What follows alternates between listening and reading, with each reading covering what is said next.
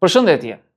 Nëse do të kërkonim një mënyrë të shpejtë për të ulur nivelin e inteligjencës së një individi, nuk ka nevojë për turma, drogë apo mungesë alarmi. Mjafton ta fusësh në një grup, jo në një grup kriminal, jo në një sekte egzotik, një grup krejt normal. Miq, koleg, shoqëri, njerëz të mirë pra. Brenda pak kohësh, ai njeri do të thotë gjëra që vetëm dje do t'i vinte turp t'i mendonte.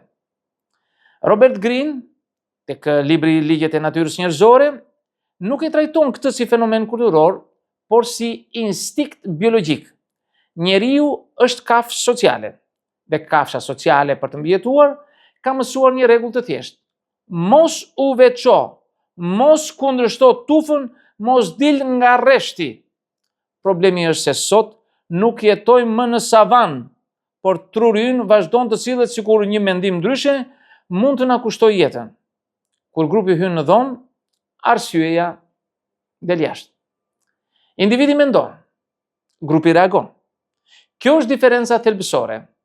Greene shpjegon se emocionet janë ngjitse. Frika, entuziazm, urrëtia, indinjata morale përhapen më shpejt se logjika.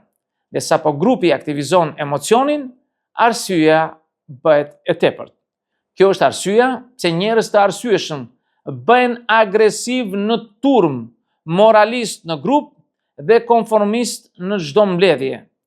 Askush nuk do të duket si ai tipi që prish atmosferën.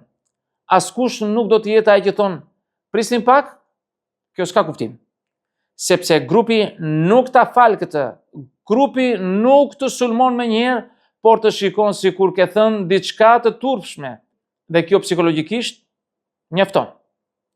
Konformizmi, sëmundja më e përhapur që askush nuk e pranon. Konformizmi, sëmundja më e përhapur që askush nuk e pranon. Greene e quan këtë nevojë patologjike për të shpëtuar. Njeriu preferon të jetë gabim në grup sesa i sakt vetëm.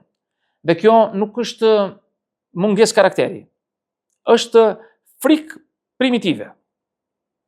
Frikë nga përjashtimi, frikë nga izolimi, frikë nga fakti që nëse mendon ndryshe, duhet ta mbash mendimin vetëm. Ironia është se të gjithë në grup mendojnë se po mendojnë vetë. Në realitet, thjesht po përsërisin versionin më të përparuar të mendimit. Një mendim që zakonisht nuk e ka krijuar askush aty, por është trashëguar, kopjuar dhe ricikluar derisa është bërë e vërtet. Në grup, mendimi kritik quhet negativ, ndryshimi quhet problematik, individualiteti quhet ego, dhe mediokriteti quhet harmoni. Përgjithësia zhduket sa më shumë rritet numri. Një nga mashtrimet më elegante të grupit është shpërndarja e përgjegjësisë. Kur jemi vetëm, çdo veprim është i yni. Kur jemi shumë, veprimi është i të gjithëve. Dhe të gjithë është fjala më e mirë për të mos mbajtur faj. Robert Greene e lidh këtë drejt për drejt me brutalitetin kolektiv dhe vendimet absurde që merren nga grupe të tëra. Askush nuk ndihet vërtet fajtor. Të gjithë kanë nga një copës justifikimi, dhe nga copëzat e justifikimeve ndërtohet një katastrofë e plot. Në grup, njerëzit bëjnë gjëra që individualisht nuk do t'i bënin kurrë, jo sepse janë të këqij, por sepse askush nuk ndihet plotësisht përgjegjës. Ndërgjegjja, si çdo gjë tjetër, ndahet. Dhe kur ndahet, dobësohet. Moralistët e grupit, kampion të virtytit me xhepa plot mëkate. Një nga pjesët më ironike të dinamikës së grupit është moralizimi kolektiv. Grupi gjithmonë ka nevojë për një fajtor, një deviant, një shembull negativ. Dhe zakonisht, ata që bërtasin më fort për moralin, janë ata që kanë më shumë për të fshehur.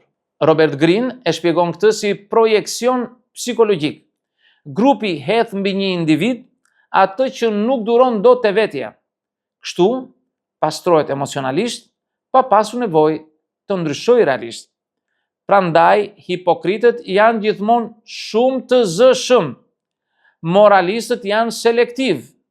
Dënimi është publik, reflektimi është privat, nëse ekziston. Grupi nuk kërkon drejtësi, kërkon ekuilibër emocional dhe për këtë dikush duhet të digjet simbolikisht. Iluzioni sigurisë dhe mashtrimi i shumicës. Po nëse mendojmë të gjithë, s'ka si tjetë gabim. Ky është një nga mendimet më të rrezikshme që ekziston. Green e rrëzon pa mëshirë. Shumica nuk ka lidhje me të vërtetën, shumica ka lidhje me reatin psikologjike. Historia është e mbushur me shembuj ku shumica ka qenë spektakularisht gabim. Por çdo brez mendon se ai është i përjashtmi. Se tani jemi ne më të zgjuar, më të informuar, më të ndërgjegjshëm. Dhe megjithatë, bijem në të njëjtin kurth, vetëm me fjalor modern. Grupi t'i jep ndjesinë e mbrojtjes, por të heqë aftësinë për të menduar i vetëm. Është një marrëveshje e heshtur, ti dorëzon mendimin, grupi t'i jep ndjesinë e përkatësisë. Pse ndihesh bosh pas shumë kohe në grup?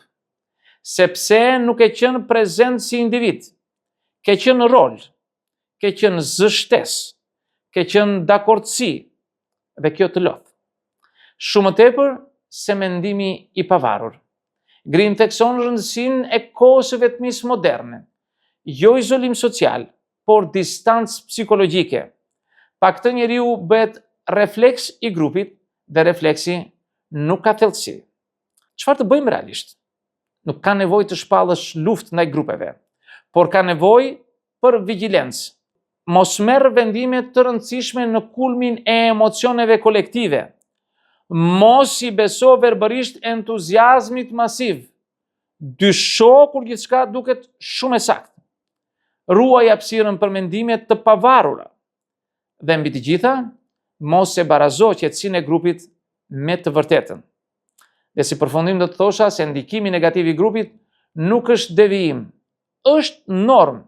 Dhe Robert Greene nuk na kërkon të jemi heronj të vetmuar, por qenie të vetëdijshme. Të dim kur po mendojmë dhe kur po kopjojmë, kur po zgjedhim dhe kur po rrëshqasim. Sepse grupi nuk të shkatërron me forcë, të shkatërron duke të bindur se nuk ke më nevojë të mendosh. Dhe kjo psikologjikisht është humbja më elegante që ekziston. Miq, këtë do të thosha në këtë video, unë ju falenderoj për vëmendje. Nëse dëshironi bëni ndonjë koment, por mos harroni asnjëherë të bëni subscribe në kanalin tim për të marrë video tjetër pas here. Dhe deri në videon tjetër, miru takofsh.